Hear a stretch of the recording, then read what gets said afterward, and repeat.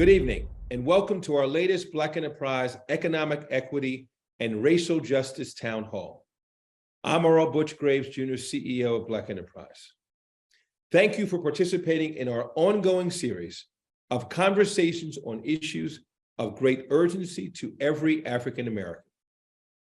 Tonight's topic is HBCUs, developing top tech talent. Specifically, how do we ensure that our historically Black institutions of learning prepare upcoming young professionals for the 21st century workforce? We decided to explore this topic during the Black Enterprise BE Smart Hackathon, our annual event showcasing the technical prowess and ingenuity of engineering and computer science students from HBCUs across the nation. We developed the competition several years ago to respond to corporate leaders, especially those at the nation's largest tech companies, who maintain that their organizations could not identify Black tech talent. Our event, which started several years ago with just 20 HBCU students from 5 schools, has now surpassed more than 100 attendees from 19 institutions this year. I am proud to say that through their demonstration of brilliance and excellence, our hackathon participants have become coveted corporate recruits and outstanding employees of the very organizations that once stated they did not exist. Despite the stellar performance of this collection of HBCU students and graduates, there are still major challenges that stymie our progress in the tech space. For example, less than 3% of Black students enroll in courses related to STEM, and only 7% of Black students who choose STEM majors as freshmen complete the coursework to gain bachelor's degrees in these fields. As a result, a generation of young Black professionals have been deprived of employment and advancement in some of the nation's most lucrative careers. Moreover, a number of computer science programs at HBCUs continue to be underfunded and under-resourced to fully meet the needs of computer science and engineering students and the demands of the tech industry. That's why today's conversation is so critical. At this time, let me acknowledge our friend and partner, American Airlines, for its ongoing role as host sponsor of our BE Smart Hackathon and opening its magnificent Fort Worth, Texas headquarters this year for the competition and town hall session. Equally important, I want to thank them for their continued investment in Black tech and commitment to creating new and expansive opportunities for the brilliant talent coming out of our nation's HBCUs. I also proudly recognize our presenting sponsor, our friends at Hyatt. We sincerely appreciate their collaboration and engagement. Now, Black Enterprise Chief Content Officer, Derek T. Dingle, will introduce our stellar panel for tonight's town hall session and serve as moderator for this vital, dynamic conversation. Derek? Black Enterprise's Be Smart Hackathon was formed several years ago to showcase for corporate America and the world the amazing innovators cultivated by HBCUs. When it was launched, the competition enlisted 5 4-person teams from Howard University, Johnson C. Smith University, Morgan State University, Southern University, and Spelman College. By 2022, it has exploded. The 7th annual Be Smart Hackathon, hosted by American Airlines, attracted teams of more than 100 students from 19 HBCUs to compete for prizes from major corporations and leading technology partners. The annual event has made scores of such companies embrace HBCUs as a resource for recruitment, tapping dozens of participants for internships and full-time job opportunities. In addition to the competition, BE and American Airlines hosted a special town hall session HBCUs, developing top tech talent. We have developed a 5-star panel of executives and educators, including Terrence Bradshaw, Director of Commercial Talent Planning and Development at American Airlines, Sandra Jacobs, Director of Loyalty and Marketing Technology at American Airlines, Sean Weems, Vice President, Global Digital Content and Merchandising at Hyatt, Dr. Jacqueline Jackson, Interim Chair, Electrical and Computer Engineering and Computer Science at Jackson State University, and Professor Derek LaFleur, Lecturer, Computer Science Department at North Carolina A&T. Joining me to facilitate this engaging, solution-driven session is my co-moderator, American Airlines Director, IT Vendor Management, Perry Woodard. We're going to break this conversation up into sections based on the challenges that are faced by young people entering into the tech field, and then also we're going to highlight some of the successes. So we're going to start the conversation, and then Perry and I are going to trade off on those different sections. So the first section we're going to talk about is getting Black students started in STEM, and we're going to talk about K through 12 as well as post-secondary school. Mm-hmm. And I'm going to start off with when should we start getting students exposed to STEM? I mean, how young do we start? Often there's talk about young Black students getting being on first base while others on third base. Mm-hmm. How can we get them engaged and a part of the STEM field? I think the sooner the better, as early as possible. And I was thinking about that. We need to grab them while they still have active imaginations. Mm-hmm. If you remember when you were younger, I know in our particular case, we did not have a lot of resources to purchase toys. So you had to rely on your ingenuity and your creativity to go outside and play games, and even in some cases your imagination. So I think that we need to grab our young people at that particular stage, because that's where they're the most innocent and the most receptive. I am personally involved in some outreach activities as a volunteer in efforts to demonstrate the power of computing. And also we're fortunate in the state of Mississippi to now have a law that's going to require computer science education in our K-12 systems. Great. Awesome. So I'm going to have Derek follow up on that, and then I'm going to get a sense from those in the corporate arena. To piggyback on what Dr. Jackson said, my thought of this is, she said the sooner the better. Look at music. How young do we start our children playing musical instruments? How young do you see them playing the violin and playing the piano? So that's the age that we should be starting our children getting interested in tech. Because if you can play the piano, if you can play the violin, you can program. It's all about pattern recognition, and to show them that this can be fun and they can create and let their creativity flow. It'd be great to start them off like in middle school or elementary school, to get them exposed to this idea that you can accomplish these things.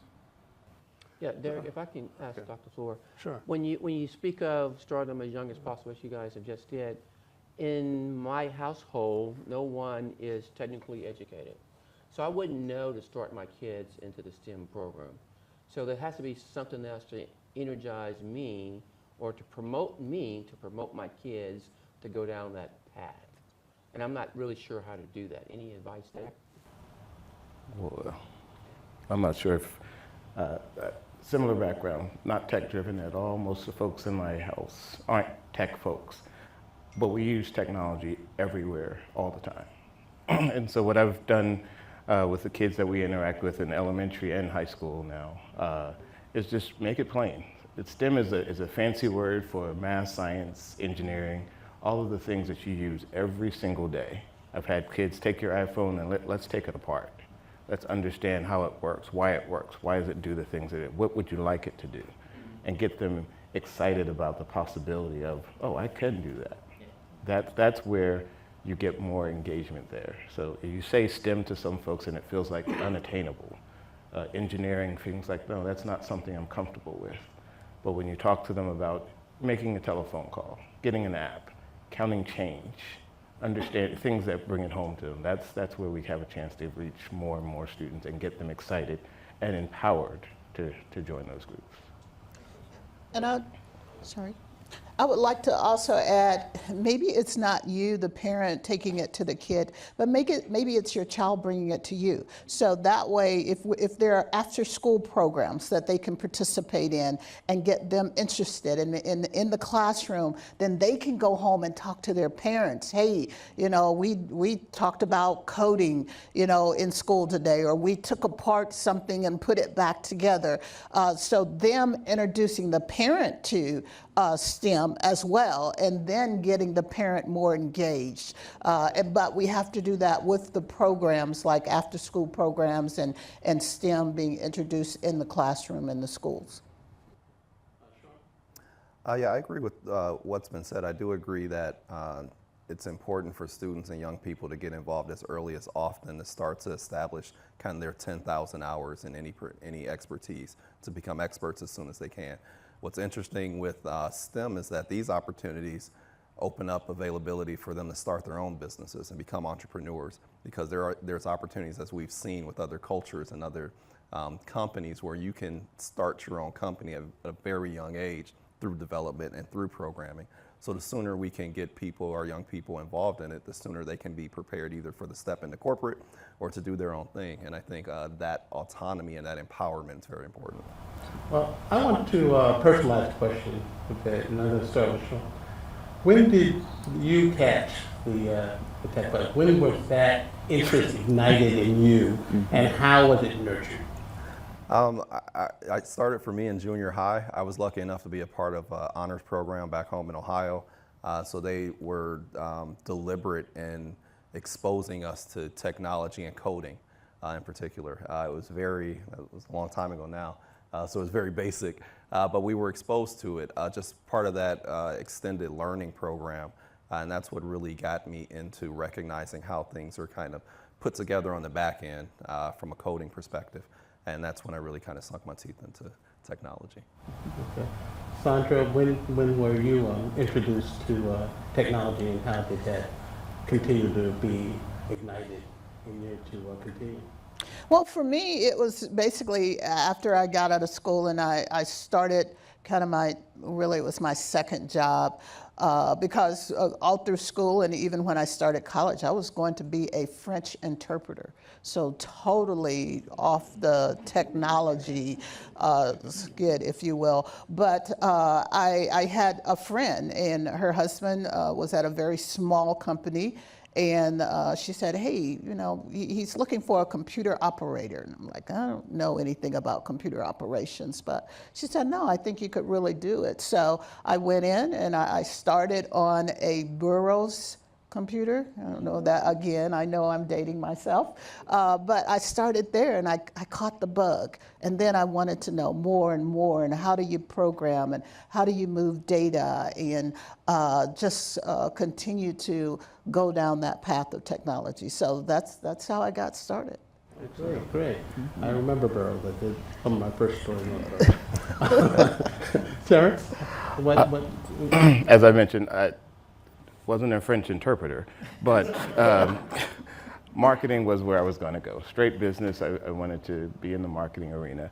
And then I came to American for my first job right out of college, and realized that you hear the word no a lot. And no, we can't do this. We don't have the technology to do this. We don't have the systems to do this. And so then I got curious about, well, which systems do we have? And started hearing things like SAS and Pascal, and was curious about it because I never had that in school. And so I started to learn a little bit about it, and it made a little sense, made a few errors here and there. But what it drove was more conversation about what we could do instead of what we couldn't do. And so I started to get more and more curious about, well, let's develop this and let's try that. And so I started to self-teach as well as to tag along with people who were much more experts than I did so that I could learn, and probably became too annoying. So decided I should become the director of it. Sandra? Well, I was in the 12th grade and in math class. And in the back of the math class, our teacher had these interesting looking devices. And I set up to the device, and to date myself, was basic programming. And I wrote the instructions that kind of drew this little house on the screen. And I was hooked. So it kind of just happened into it. It was just interesting that you could be able to write something to actually produce something else. I'm a little different.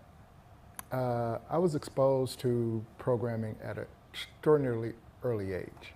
I believe it was 1974. It was either the summer of 74 or 75. My parents couldn't find a babysitter for me, so I tagged along while I sat in the back of their class as they taught.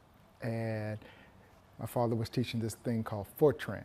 And we would go, the students would then leave that, go to lab, and key on these machines, these punch card machines, and poke holes in these little punch card machines, and we'd take it over to the big machine and we'd read it in and come back to the next day to get your program. And I was just fascinated with that. So I wanted to sit at that machine and punch holes in these punch cards too. And just sitting there getting exposed to that just sparked my interest from there. Those are great journeys.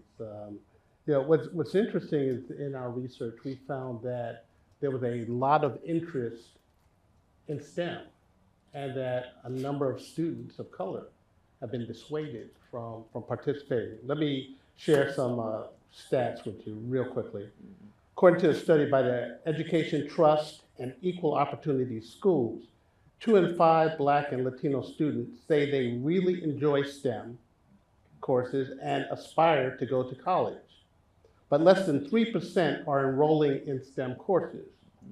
Moreover, they found that nearly 225,000 students of color, especially those from low-income households, are missing out on AP courses that they could otherwise have access to while in high school. Due to this fact, minority students are less likely to attend college, major in STEM, complete a degree compared to their white counterparts. And then Black and Latino STEM students earn just 7% and 12% respectively of STEM bachelor degrees. So looking at this environment where you have students starting out with an interest and a hunger to be involved in STEM, how do you reverse this trend? And I'm going to start with Terrence because you talked about creating access to opportunities. So let's start with you, Terrence. Again, I think it just really stems from showing a student and frankly their community what STEM is and what opportunities it opens up. Most students are excited about science and technology and building, and they're limited to maybe what they've seen in terms of a game that they've played, or but don't know how to translate that to commerce or to their own business. And unfortunately, I think a lot of what's discouraging those students is that they're not hearing that from their family. They're not hearing that from their community because that's just not something that they've been a part of. So that the more that they can get exposed to panels like this, Black Enterprise bringing it to them, other media bringing those opportunities to them, I think that's where we have to go. So what can the corporate community do to help spur this interest? So that's why I'm in where I am now. We keep hearing it's hard to find Black talent, especially with the STEM degrees or especially in these specializations. So what I've challenged American and other corporations to do is look harder. It's there. It does take a little intentionality. It does take sometimes going beyond the 4-year school, and maybe you have to start at high school and start to develop that interest and then follow that student. We're the world's largest airline. We should be able to expand into different communities than what we've done traditionally. We're always at Duke, UT, other schools, and I love all those schools, but we're also now at North Carolina A&T. We're at Duke. We're at Morehouse. We're at Harvard. We're at Jackson State. We're at Michigan. So there's no difference in the school, but what's different is the intentionality of, well, let's go into this pipeline as well. And the more that we do that it's harder to say the talent's not there, because it just starts to flow through. So Sandra and Sean, from your perspective, how can corporations help fuel that interest and get students who are interested to continue that interest in STEM, and then get the support from schools as well? So I would like to talk about, one of the programs, Terrence has already mentioned some of the things we're doing here at American Airlines, but that with the HBCUs, but we're also doing things really in the high schools as well. We are a big part of the My Brothers, My Sisters Keeper program. And then we're also a part of the P-Tech program as well. And just a few weeks ago, we brought in about 20 or 30 kids from high schools, predominantly Black and Hispanic high schools. They came here to American Airlines. They came, they looked at our campus, they took tours. We were able to sit and have lunch with them and talk about how we handle technology at American Airlines, what opportunity. A lot of these kids in these P-Tech schools are actually able to come out with an associate degree already when they graduate from high school.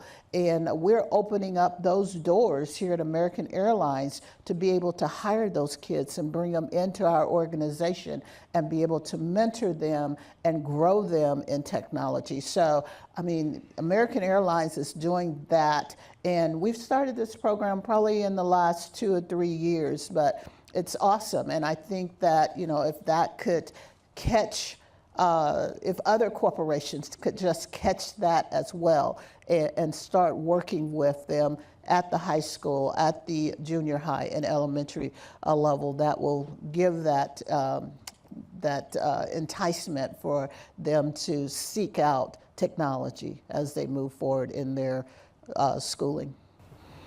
So has corporate America's investment in that area been adequate to start bringing in and training Black students in STEM careers?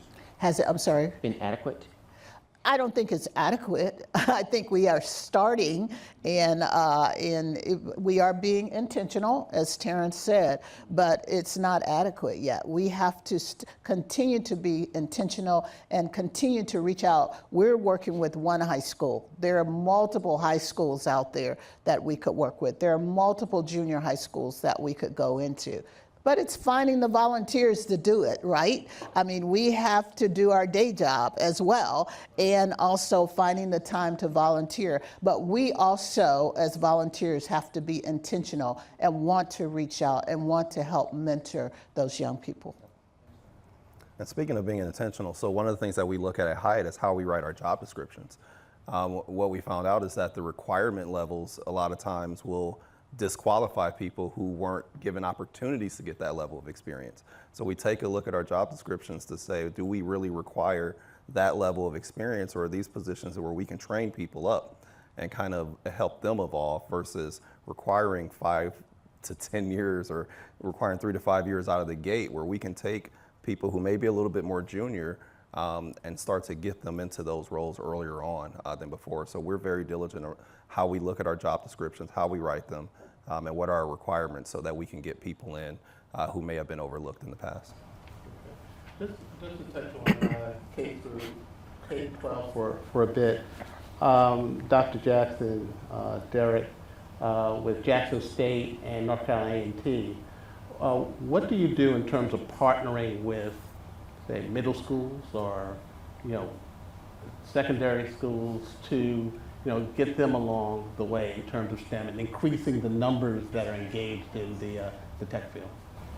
Well, we do quite a bit with summer programs. So within our college, there are multiple opportunities for young people to come into our campus, onto our campus during the summertime, and to participate in some STEM-related activities.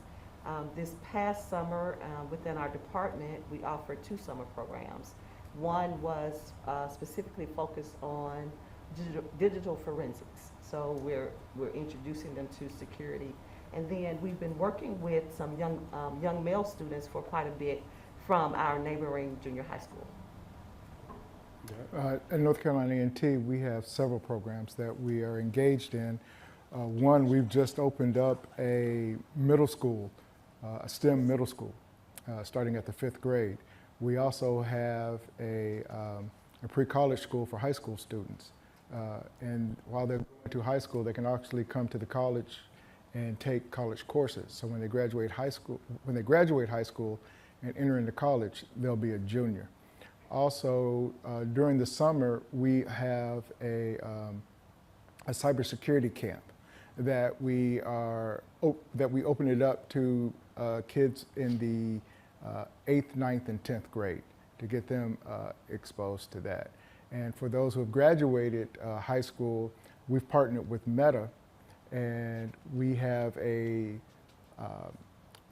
program that Meta will come in, we'll give them a laptop, and we teach a programming class, and they're actually paired with a Meta engineer during the program to help them teach them skills on how to program and how to deal with.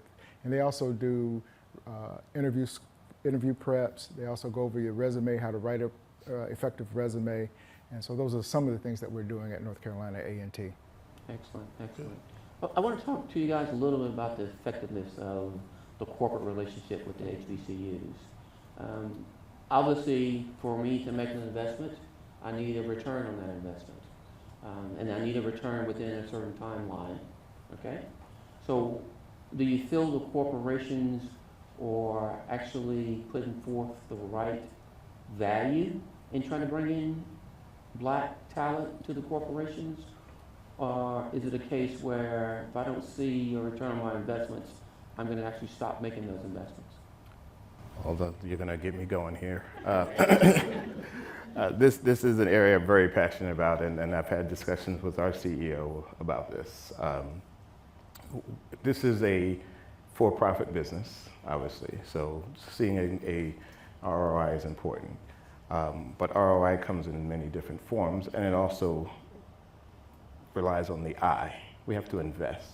Part of that means as we enter in relationships, and we have a partnership with Jackson State, we have relationships with North Carolina A&T. That's not just showing up at career fairs. That means getting in with class lectures, letting them see executives and our commitment to that.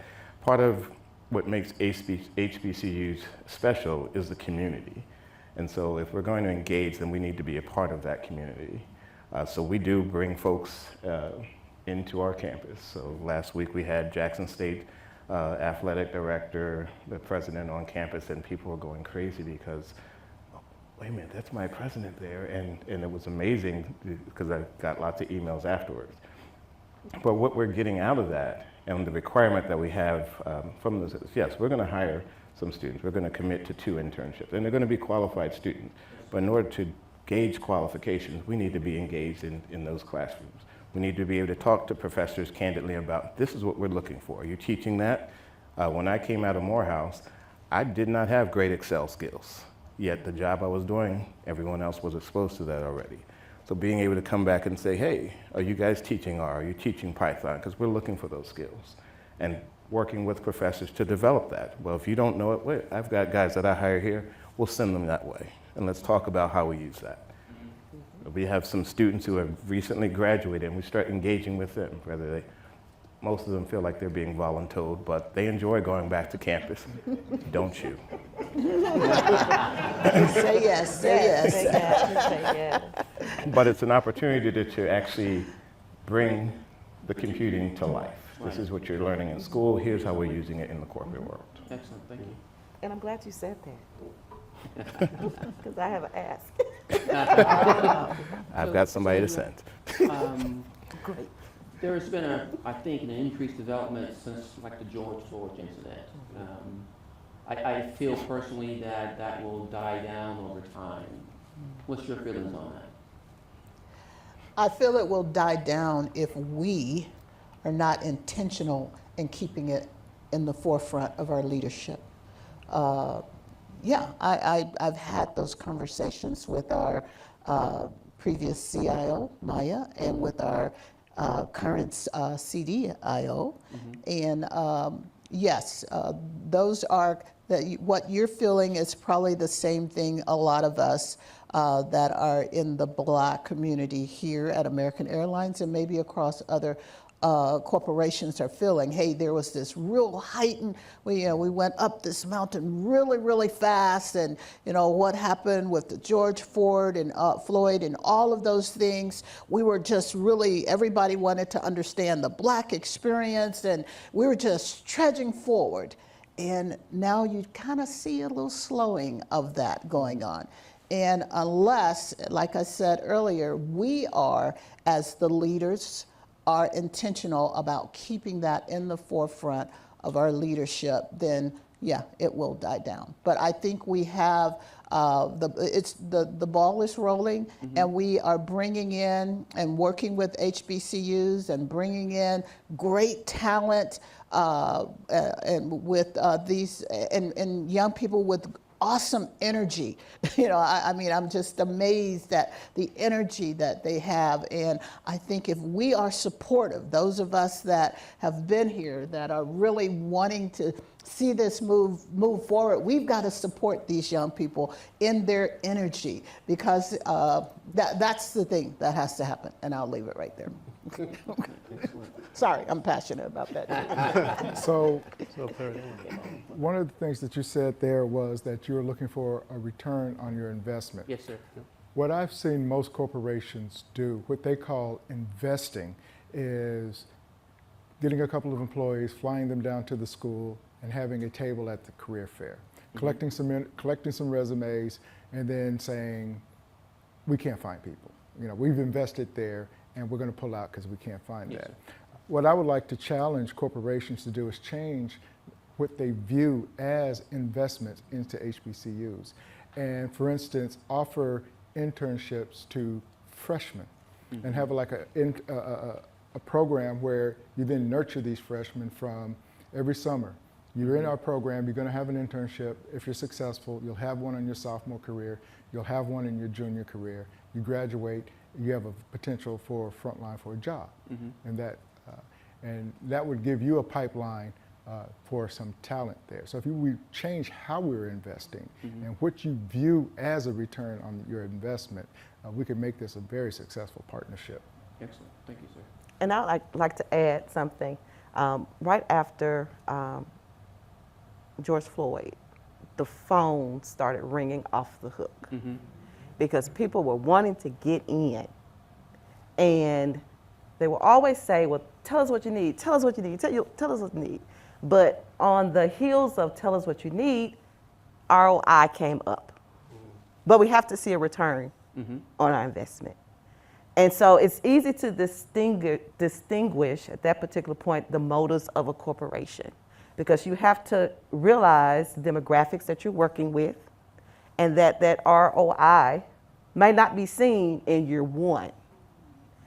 It may take time to cultivate the proper relationship based upon where you're trying to recruit. So I've been working with a particular corporation for 2 years, and we've just been on the phone back and forth for 2 years, just trying to figure out what's the best way to proceed, because what I realized is that one size does not fit all. So we can't just give you this package here, you come in, you do ABC, and then, hey, here you go.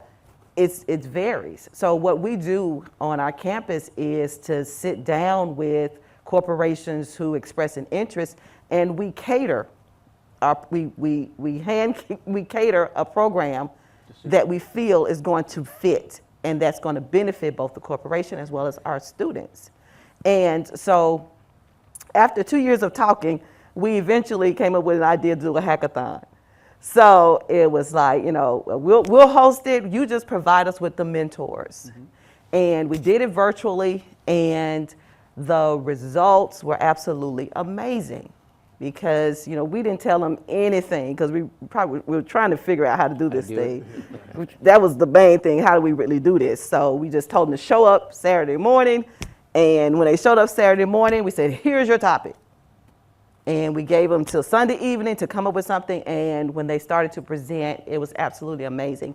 And then when we returned to class Monday, I had to brag on the winner. And I called the winner out and I said, well, tell the class what you did over the weekend. And just from those couple of days, I could see a transition in this young person because they were put into this fiery environment, forced to learn something and to work with something they had never heard of before, and actually produce something valuable. And her confidence was incredible. And so that, and then the corporation was able to witness that. So now it's like, okay, let's proceed to the next level. So my advice for any corporation who wants to get involved with students, be in it for the long run.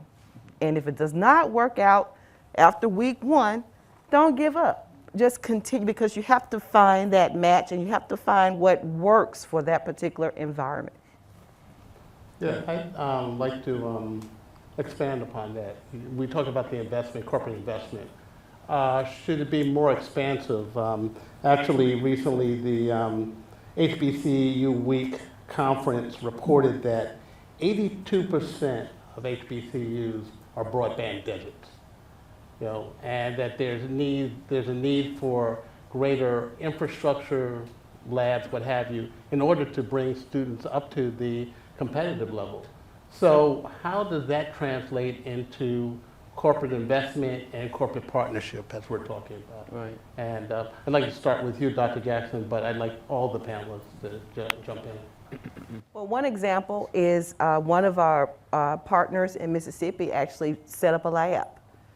They donated the equipment, and now the students have access to technology that they need for that particular industry.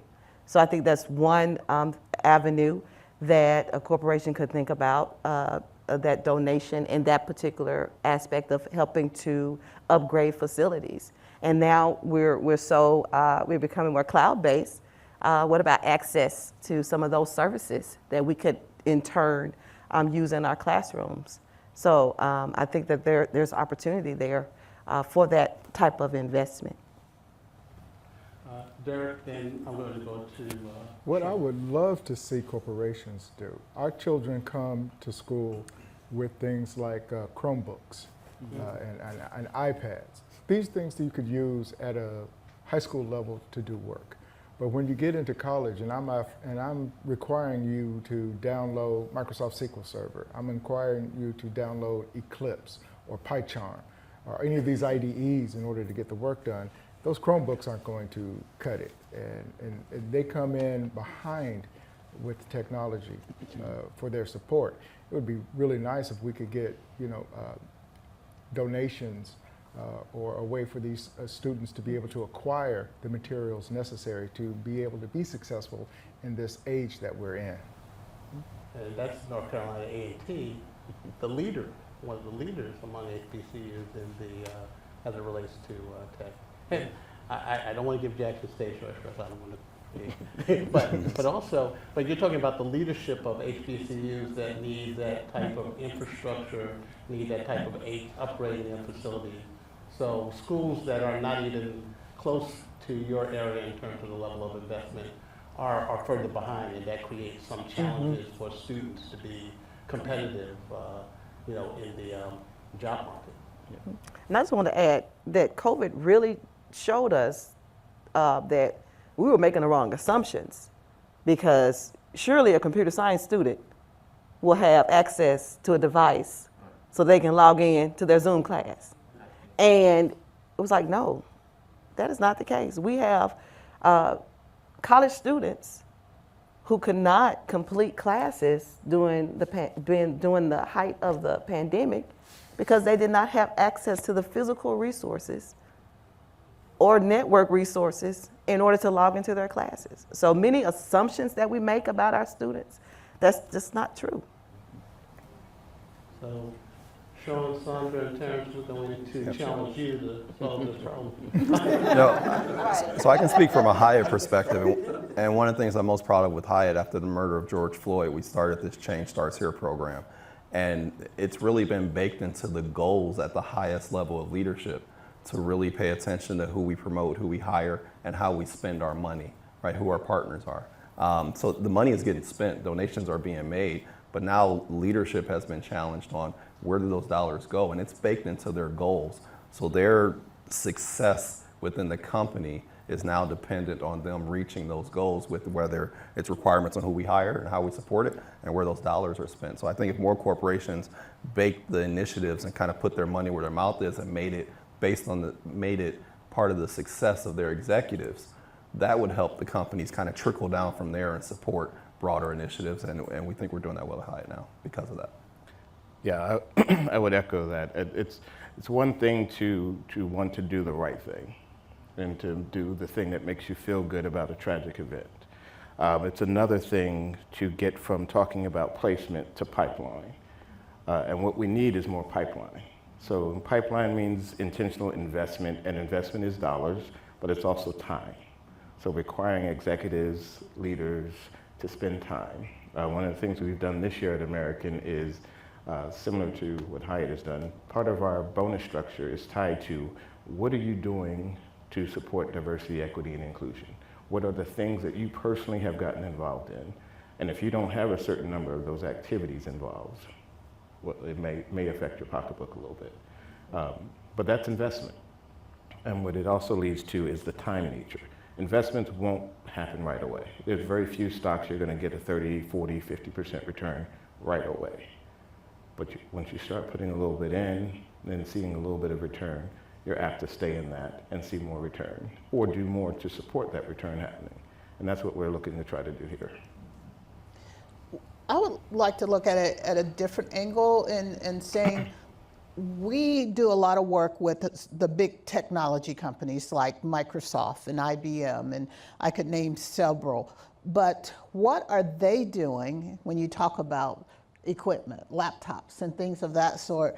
When we work with them, how can we partner with them to see how are they partnering with HBCUs to help get the software or the hardware that you all need? Because we're working with them, and that should be something that we require. Hey, we are driving, HBCUs, we are bringing in those students, we're working closely with those schools. Hey, Microsoft, what are you doing? Hey, IBM, what are you doing? How are you helping to foster continuing the support of the HBCUs? So I don't know what that answer is. I don't know if anyone has any data on that, but I think it would be interesting to dive into that and see exactly what those big tech companies are doing with the HBCUs.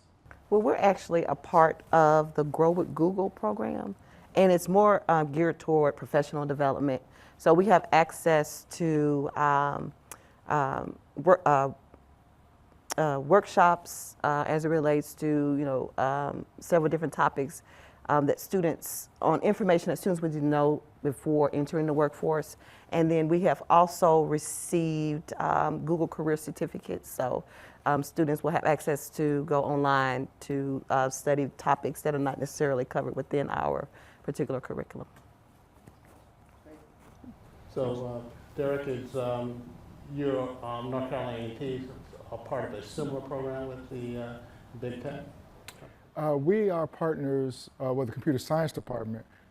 We work very closely with Meta and Google.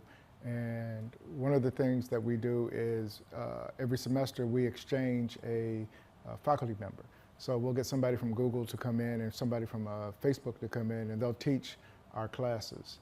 And they will also hold seminars similar to what's expected at corporations. They will hold seminars on how to do interview prep, and build resumes and show the students, get them exposed to that corporate style of what's being expected from them. Excellent. Yeah, before I go to the next question on preparation, I wanted to stay with the whole intentionality of corporate commitment. And one thing that we often challenge corporations at Black Enterprise, and I wanted to get your response on this, how do you include the entire supply chain to be a part of that? You know, you have vendors, you know, company may make a DEI commitment, but does that extend to their suppliers? You know, many of the first tier suppliers are suppliers of size. You have a number of suppliers that are directly in the tech space, as you mentioned. How do you get the your partners, your corporate partners, your suppliers, to be included in that intentional partnership to help upgrade the facilities at HBCUs, or provide opportunities for students as it relates to internships and jobs? I think I'm looking at Terrence, so I'm going to start with Terrence, but Sure. I'd like everyone to jump in and share their views on that question. Well, I love the idea that was just presented about asking those that were choosing to partner with us what they're doing in that space. I just landed back from Amsterdam at a World Aviation Festival where there's several hundred vendors that are trying to do business with the world's largest airline. But one of the conversations that never came up was that. It's, well, what's your commitment and what are you doing in that space? But that's an interesting question that I think could drive a lot of movement there. Yeah, I know for me, I bring in a lot of contractors, if you will, to be focused on a certain deliverable that we have to get out the door in a certain time. And maybe, you know, the resources that I have can't get it done. So we look at working with some of our vendors, contractor vendors. And one of the first things I ask them is, you know, what are you doing with diversity and equity and inclusion? And when you bring those candidates to me, are you bringing me a diverse pool of candidates? Of course, we get the same reply that we hear a lot in our in each one of our departments. I can't find Black talent. And again, I ask, where are you going to look for Black talent? Because, you know, you can't sit behind your desk and think that you're going to be able, they're just going to come to you. You have to intentionally go out to the HBCUs or the other areas where you can find Black talent. And that's one of the things I've definitely have asked all of the vendor contractors that I work with, is that I want a diverse pool of candidates. Don't just bring me a certain group of folks that are technologists. And I work closely with Perry just to make sure it happens. I think it starts internally too, first with the corporation actually doing it. You know, we are very purposeful in now who we partner with and make sure that we're having a diverse range of suppliers ourselves. Before even requiring for someone else, we have to kind of walk the talk. And we're doing that in a way that not even just suppliers who support us at a corporate level, but even at a hotel level. There's a lot of different products that we buy across several different suppliers, from toilet papers to wine, that we've been able to leverage Black-owned suppliers and bring them into the hotels as partners, and kind of living by what we say and doing what we say and doing it ourselves internally. So I think being that example internally as a corporate organization of doing it first kind of helps set the tone for us, and that we're expanding it from there. And you do have to look at minority and diverse-owned suppliers kind of differently. I've been benefiting from partnering with some colleagues at Hyatt to understand that cash flow is just different from a supplier diversity standpoint. So we look at things on like how our payment terms are set up with these vendors. You know, a lot of times coming from a background of being a buyer, we try to extend our payment terms out because we don't want to give up our cash. What we find with minority-owned businesses, that cash flow is very important. So we have net 0 days with some of our partnerships, and that's going to allow them to be able to free up capital to do other things. We can't treat them as a larger supplier where they can do net 90 or net 120 days. By being able to pay them faster, allows them to be able to do things with their business a lot sooner. Yep. So. Yep. Very good. Yeah, that's an excellent program in terms of, you know, cash flow is lifeblood. Yep. And to get that quick payment is Yep. extremely important. Wanted to touch again on the preparation piece, and I think Terrence touched on this, but I wanted to elaborate on this. And then I know I've talked to Derek about this. When you look at the qualities and the credentials of HBCU students versus PWI, their PWI counterparts, are they being measured fairly by corporations? And if not, share some examples, share what needs to be corrected and some of the challenges that you see in terms of the measurement of students so that they can gain the same types of opportunities.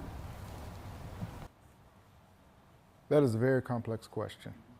And it has to also do with what an HBCU is and who our community and whom we serve. And I do not want to see that changed by the HBCUs. We offer,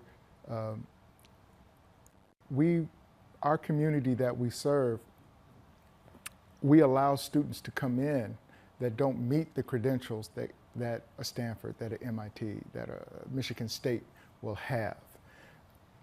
That being said, our students come in with less than optimal study skills. All right. And corporations say, well, why aren't your students as accomplished as these other schools? Well, the problem with that is, for instance, I like to use Stanford and USC and Michigan State. They only accept the top, 3% of graduating high school students. That top 5 or 3% of graduating high school students already come in with study skills, already know how to prepare for classes. You know, we offer admissions to students that aren't in that group, although we do get some in that group, but we offer that aren't in that group, who have minimal skills as far as they're concerned. And so when they come in, they don't know how to study. They don't know how to take notes because they've never been challenged. They've never been shown how to do those things. So we have to develop our students to show them how to do these things so they can be successful.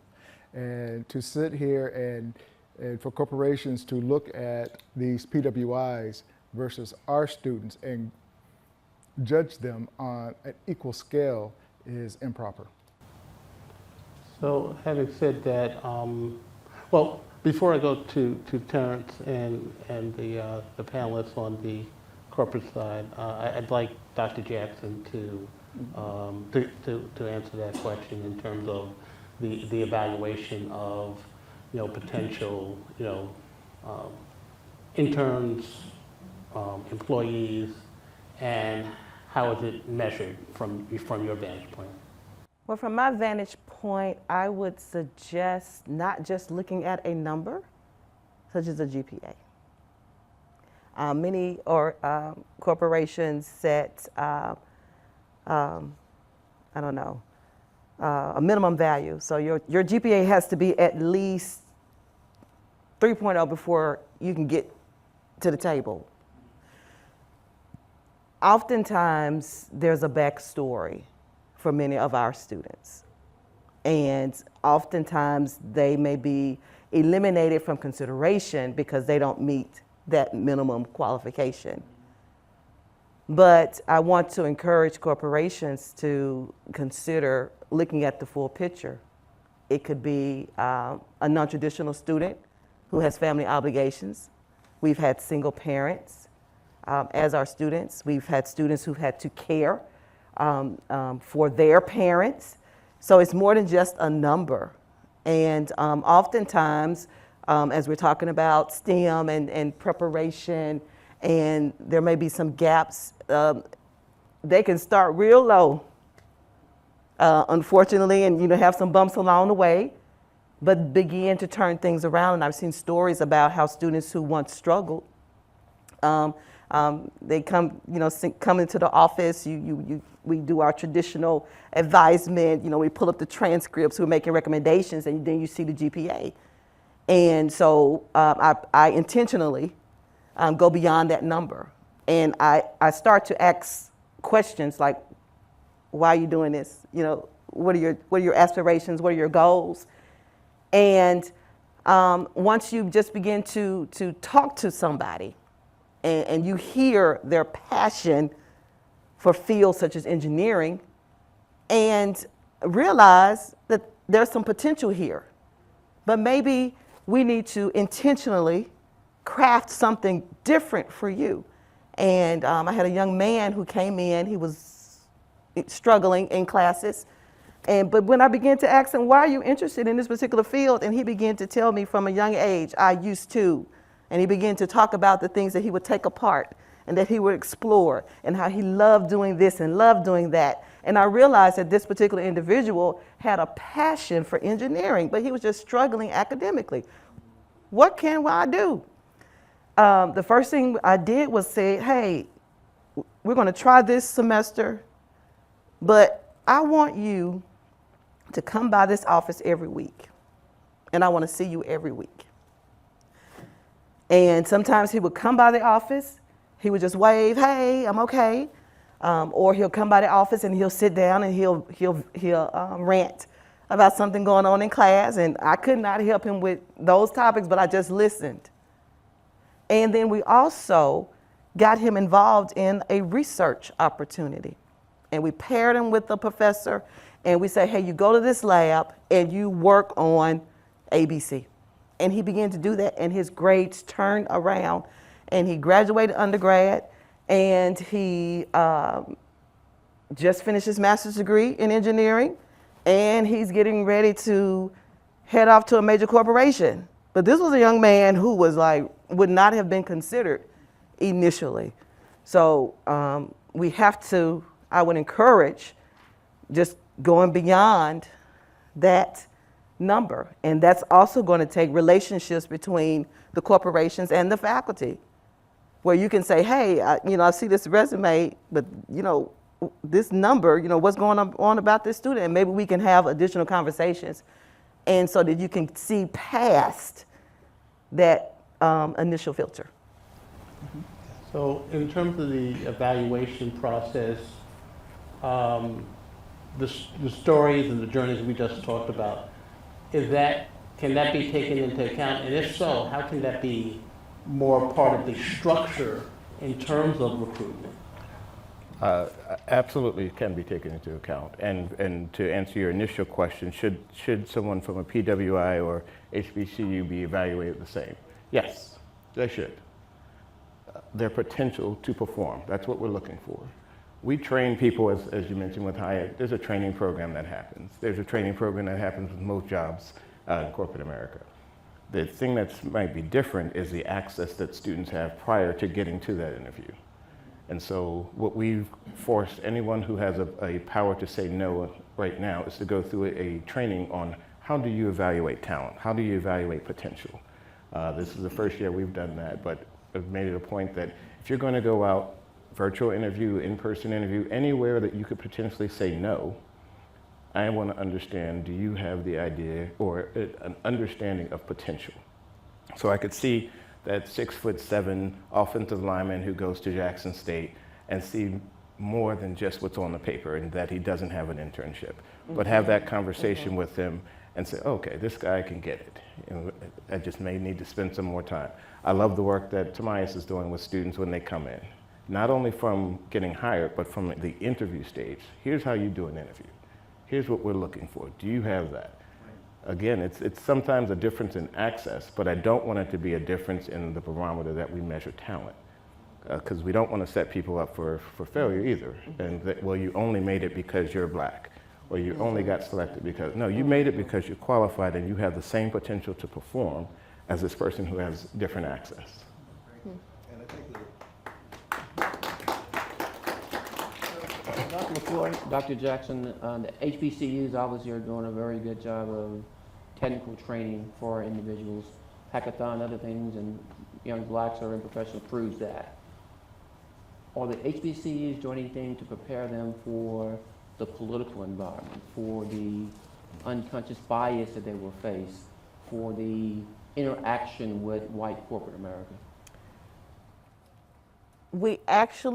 We've just started. We have a computer science seminar class, and that's what we talk about. We talk about bias.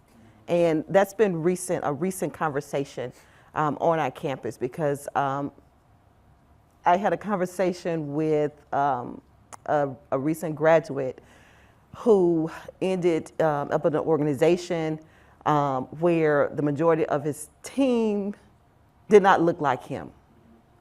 And he really struggled because he could not figure out how to communicate with them, and they could not figure out how to communicate with him. And so they invited him to lunch, and he said during the lunch, all we did was sat and just looked at each other, because no one knew how to talk or how even to start the conversation. So we realized that that's an important piece. And so we're starting to talk about these types of issues inside of our seminar class. Excellent. Thank you. With that, we're going to have to wrap up. This is the first time that we had a town hall at our BE Hackathon, and I just think it was dynamic, engaging, and we had just an amazing panel. And let's give a round of applause to our panel. Professor LaFleur.